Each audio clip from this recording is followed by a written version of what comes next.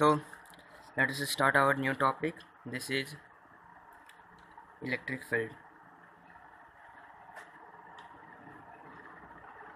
Now, before electric field, we have completed Coulomb's law and basic introduction of charges. So, why we introduced the concept of field? So, means here was the question. We observed that force is always between two charges, right? Means we need two charges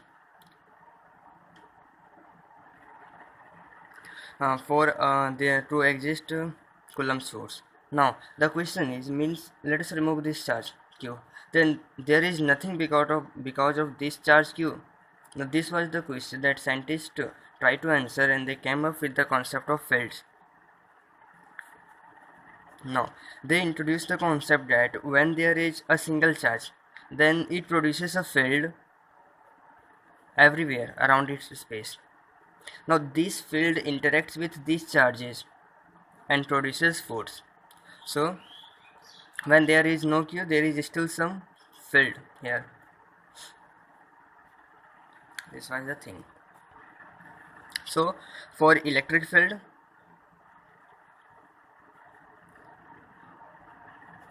electric field is basically the field produced due to electric charge present in the space. Now this electric field this electric field due to this charge is present everywhere in the space, and it is basically given by the formula kq by r square r cap, where this is q, r cap is the direction to the point where we want to find the field due to this charge.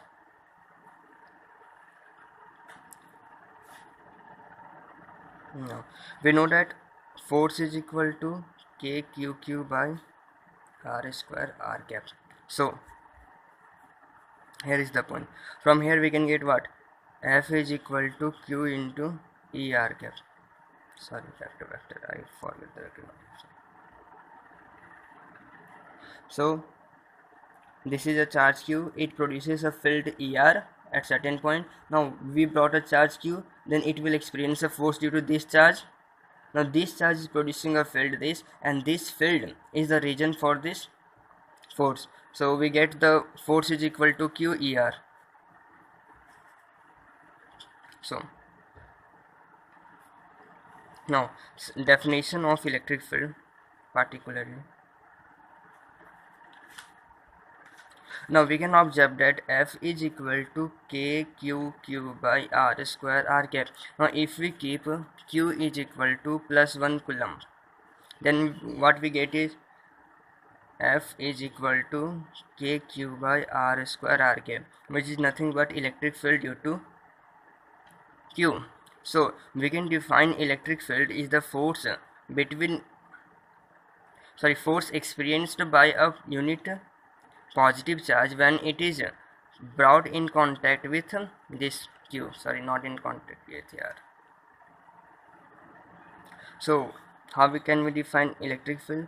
Electric field due to q is basically the force experienced by a unit positive charge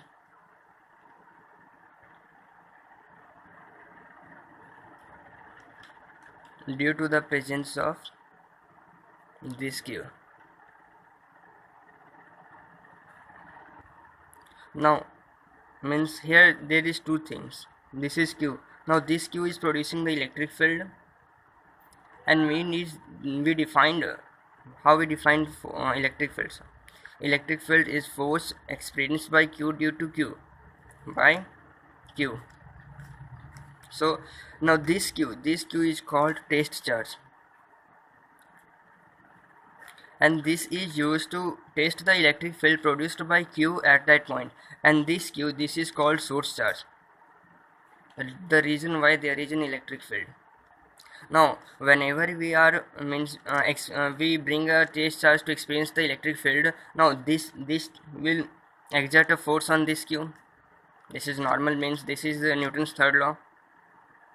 So this will lead to, तो इसके कारण क्या होगा कि Q का position जो है वो चेंज हो सकता है, मीन्स जब वो फोर्स एक्सपेंस कर रहा है तो उसका पोजीशन चेंज होगा.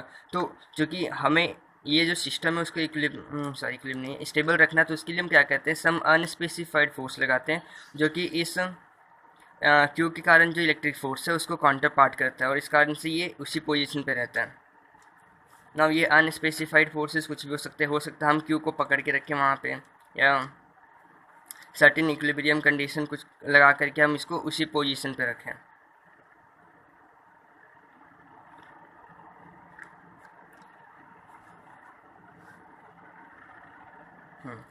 सो नाउ एक टेस्ट चार्ज के कारण जो फील्ड प्रोड्यूस होता है, मान लो सॉरी सोर्स चार्ज के कारण जो फील्ड प्रोड्यूस होता है Q, now for positive charge जो फील्ड है वो रेडियली आउटवर्ड होता है। मान लो मैंने +1 चार्ज रखा है, तो इसके कारण जो फील्ड होगा वो बाहर की डायरेक्शंस में होगा, और अगर कोई नेगेटिव चार्ज है तो उसके कारण फील्ड रेडियली इनवर्ड होता है।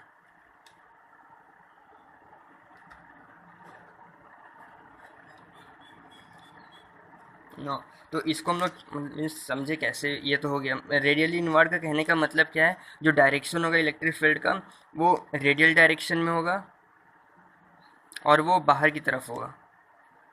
इसका देखो कहने का मतलब क्या है, मान लो मैंने यहाँ +Q चार्ज रखा था, ठीक है, अब मैं यहाँ पे +1 कूलम चार्ज रख रहा हूँ, तो इस पे जो फोर्स लगेगा वो किस डायरेक्शन में होगा, बाहर की डायरेक्शन में, रेडियली आउटवर्ड। अगर मैं यहाँ पे +1 रखता तो यहाँ पे इस डायरेक्शन में होता बाहर, अगर मैं यहाँ पे रखता तो यहाँ पे भी इस डायरेक्शन में होता, रेडियली आउटवर्ड। नेगेटिव साइन के केस में क्या है, मान लो कि -Q चार्ज है और मैंने एक पॉजिटिव चार्ज लाया, तो अब ये चूँकि इसको अट्रैक्ट करेगा तो वो रेडियली इनवर्ड डायरेक्शन में लगेगा force.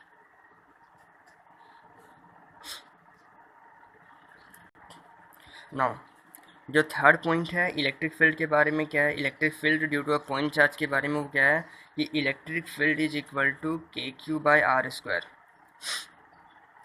Means electric field for a given source charge वो सिर्फ R के कारण वेरी करता है, तो at a constant value of R।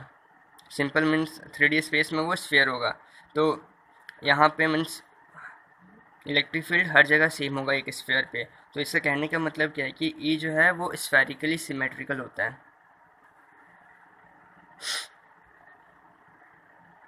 Not for every one, that now currently for point charge only, क्योंकि अभी हम पॉइंट चार्ज के बारे में पढ़ रहे थे, electric field due two point charge. Now अब मीन्स थोड़ा एक्सटेंड करते हैं, जस्ट एक पॉइंट चार्ज के कारण था हमारा इलेक्ट्रिक फील्ड।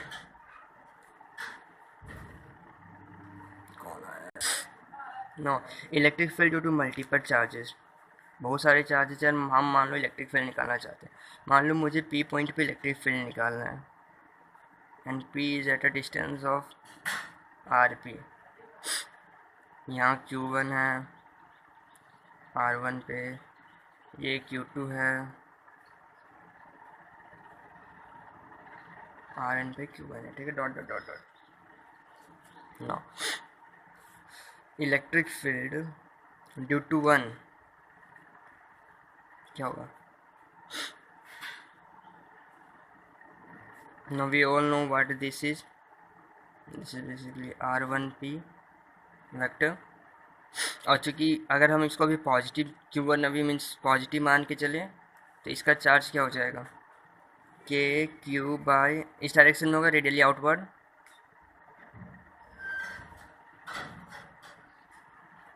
सिमिलरली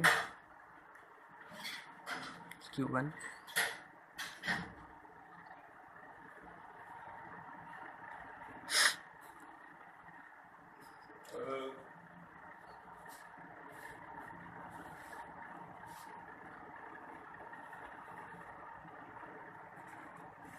तो एट द पॉइंट P हम लोग लिख सकते हैं क्या, E net is equal to KQ1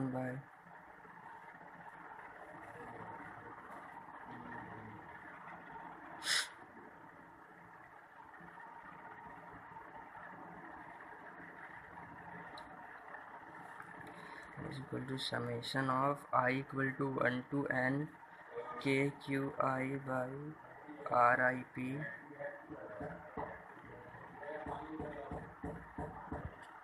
ना यहाँ पे एक इम्पॉर्टेंट बात आता है, मीन्स ये तो हो गया हमारा न्यूमेरिकल कैलकुलेशन कि कैसे इलेक्ट्रिक फील्ड कैलकुलेट करेंगे, ठीक है।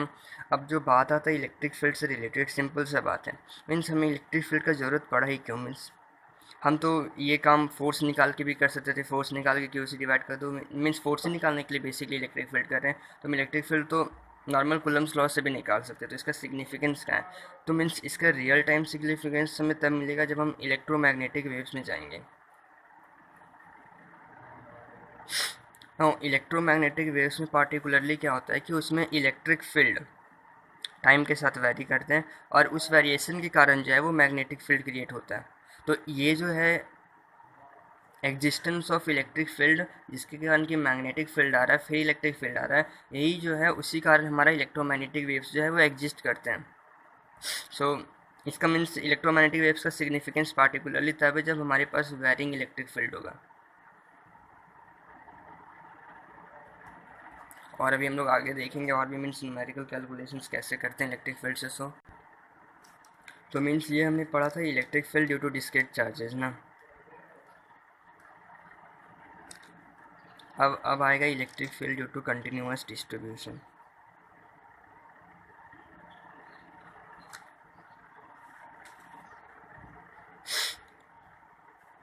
तो मीन्स कंटिन्यूअस डिस्ट्रीब्यूशन से क्या समझते हैं, इसका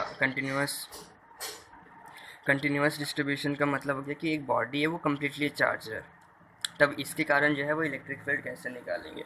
तो मीन्स सबसे पहले हम एक 3D बॉडी की बात करते हैं, मीन्स वॉल्यूमेट्रिक बॉडी। तो उसमें जैसे मान लो एक चार्ज, एक पोर्शन हमने लिया, मान लो इसका डेंसिटी है रो आर प्राइम, मतलब किसी आर प्राइम या आर प्राइम पे इसका जो डेंसिटी है वो रो है। तो हम क्या करेंगे कि आर प्राइम पे एक चार्ज लिया हमने,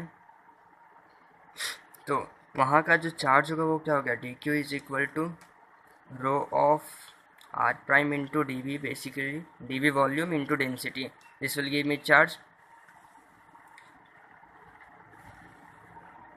एंड अब हम लोग जानते हैं क्या कि electric field is equal to K D Q by R square, R cap. तो मान लो हमें इस पॉइंट पे निकालना है पार्टिकुलरली,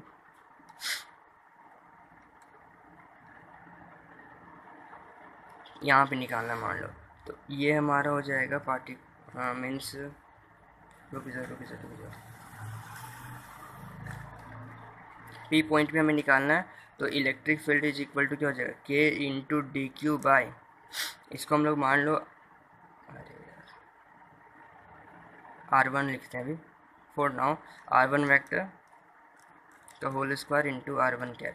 ना R1 वेक्टर क्या हो जाएगा, ध्यान से देते हैं, R1 plus R prime is equal to R vector. तो R1 vector is nothing but R vector minus R prime vector. तो यहाँ से हमें मिल गया K D Q by R minus R prime का होल स्क्वायर, होल क्यूब कर देते हैं particularly, into R vector minus R prime. No ये जो है वो इस एक मीन्स स्मॉल चार्ज के कारण हमारा इलेक्ट्रिक फील्ड है।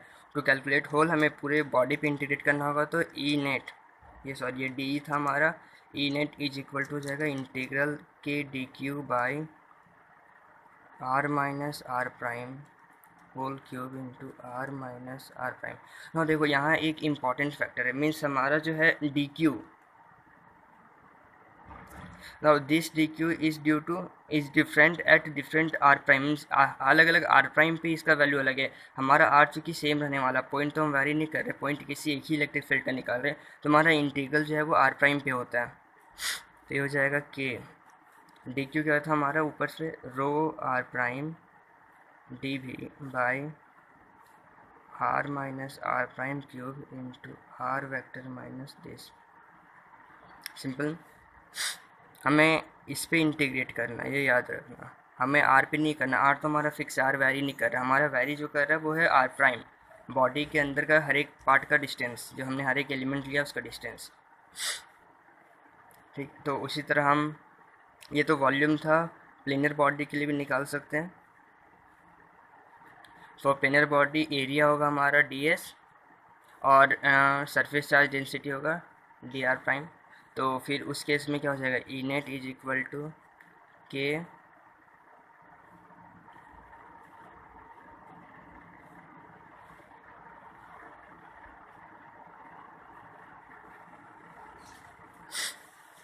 एंड ये हमारा हो गया E net for planar body. और अगर कोई लीनियर डिस्ट्रीब्यूशन है तो लैम्डा हो जाएगा हमारा लीनियर चार्ज डेंसिटी, और ये तो लेंथ डी एल हो जाएगा। तो इस केस में हो जाएगा K into lambda R prime D L by R minus R prime cube into R minus R prime. Sorry ये मॉड्यूलस नहीं होगा, गलती से मिस, इट्स ओके। ये तो वेक्टर है, मोड लेने का क्या मतलब। यहाँ मैंने क्यूब लिया क्योंकि यहाँ पे मैंने वेक्टर लिया, उसका नॉर्म नहीं लिया था, इसीलिए। तो अब कुछ क्वेश्चंस करते हैं। जैसे पहला क्वेश्चन मीन्स सिंपल क्वेश्चन, जैसा कि हमने फोर्स कूलम्ब्स लॉ में किया था। दो चार्जेज है -4q और q, तो हमें वो पॉइंट निकाला जहाँ पे कि इसका इलेक्ट्रिक फील्ड 0 हो जाए। हाँ, दोनों के बीच का डिस्टेंस r है।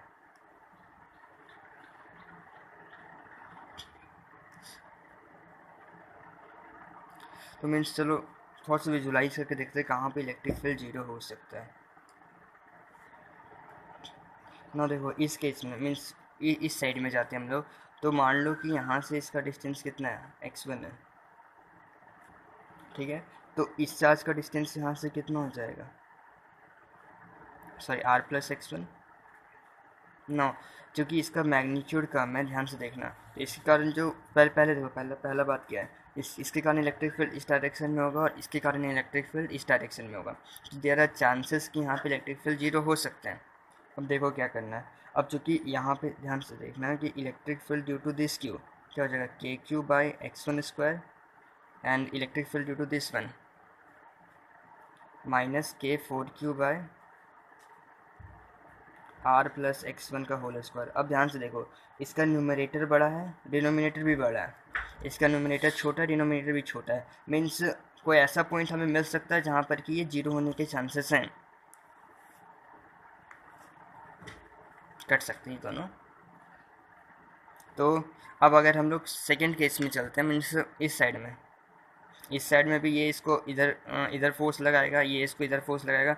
लेकिन इस केस में देखो क्या हो रहा है, मान लो ये अगर डिस्टेंस x2 था, तो इसका डिस्टेंस यहाँ से यहाँ तक डिस्टेंस क्या हो जाएगा, r प्लस x2। अब इस केस में क्या होगा, k -4q by x2 square plus kq by r plus x2 का होल स्क्वायर। now देखो यहाँ पे क्या हो रहा है, इसका न्यूमरेटर बड़ा है और डिनोमिनेटर छोटा है। इसका न्यूमरेटर छोटा है, इसका डिनोमिनेटर बड़ा है। तो इसके कारण ये दोनों एक दूसरे को कभी कैंसिल कर ही नहीं सकते हैं। तो ये कभी इक्वल टू 0 नहीं होगा हमेशा, बल्कि यही हमेशा ग्रेटर देन 0 होगा। सॉरी x2, दिस पार्ट, इसका modulus will be greater than kq by r plus x2 का होल स्क्वायर। नाउ अगर सेंटर का भी केस ले सकते हैं हम, तो सेंटर में देखें तो अगर मान लो इस पॉइंट पे निकाले तो ये इधर लगाएगा और ये भी इधर लगाएगा, तो जिस कारण से कि बैलेंस 0 हो ही नहीं सकता कभी भी। तो हमें मीन्स पोजीशन पता चल गया, हमारा मोस्ट पार्टिकुलरली ये पोजीशन है जहाँ पर कि इलेक्ट्रिक फील्ड 0 हो सकता है। इधर नहीं हो सकता, इधर नहीं, सेंटर में नहीं हो सकता, इस साइड में नहीं हो सकता।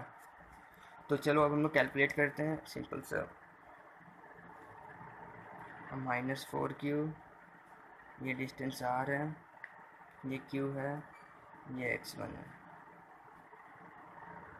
ये मान लो पॉइंट P है जहाँ पे हम निकालना चाह रहे हैं। Electric field due to this charge will be kq by x1 square, इसके कारण हो जाएगा -k4q by r plus x1 square, ये इक्वल टू 0 होना चाहिए। तो kq by x1 square is equal to cut गया, q कट गया, यहाँ से 1/x1 is equal to 2/r plus x1, यहाँ से मिल जाएगा r plus x1 is equal to 2x1, तो x1 is equal to r। देखो यहाँ मैंने plus minus positive plus minus ये नहीं लिया, मीन्स तुम ले करके देख भी सकते हो। तो तुम्हें पार्टिकुलरली क्या मिलेगा, मान लो लेकर के देखते, ठीक है। एक तो ये आ गया, माइनस वाले केस में क्या था, 1/x1 is equal to -2/r plus x1, this will give me r plus x1 is equal to -2x1, तो r is equal to -3x1, x1 is equal to -r/3। -r/3 मतलब तुमको negative में जाना इस direction में, मतलब इधर कहीं होगा, जो हमने देखा कि वो केस पॉसिबल नहीं है हमारा। तो सिंपली सॉल्यूशन हो जाएगा x1 is equal to r।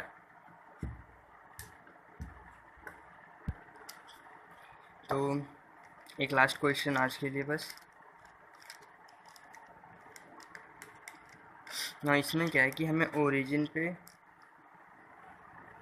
निकालना है इलेक्ट्रिक फील्ड क्या होगा। कंडीशंस यहाँ पे क्यू चार्ज है, x इज इक्वल टू 1 पे, x इज इक्वल टू 2 पे क्यू चार्ज है, dot dot dot dot infinity तक है वह same condition, Q charges infinity तक है, x is equal to x is equal to 4 पे, then x is equal to 8 पे क्यू चार्ज है, इस तरह इन्फिनिटी तक गया हुआ। ठीक है, सेम चीज़ y एक्सिस में भी है, y इज इक्वल टू 1 पे क्यू चार्ज है, y इज इक्वल टू 2 पे क्यू चार्ज है, y इज इक्वल टू 4 पे क्यू चार्ज है, फिर dot dot dot y is equal to 8 पे क्यू चार्ज है, फिर इसी तरह इन्फिनिटी तक गया हुआ है same cheese.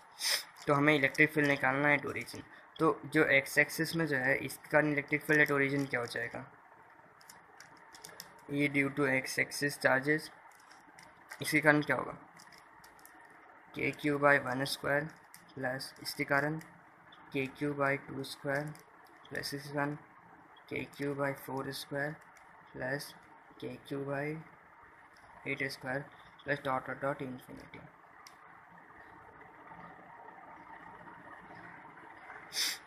Now this is, ये क्या आ जाएगा, k3 कॉमन निकालो तो आ जाएगा 1 + 1/4 plus 1/16 plus 1/64 plus dot dot dot infinity. ना देखो ये बेसिकली ये किस फॉर्म में 1 + x plus x² plus dot dot dot plus infinity is equal to 1/1 - x, इस फॉर्म में आ गया।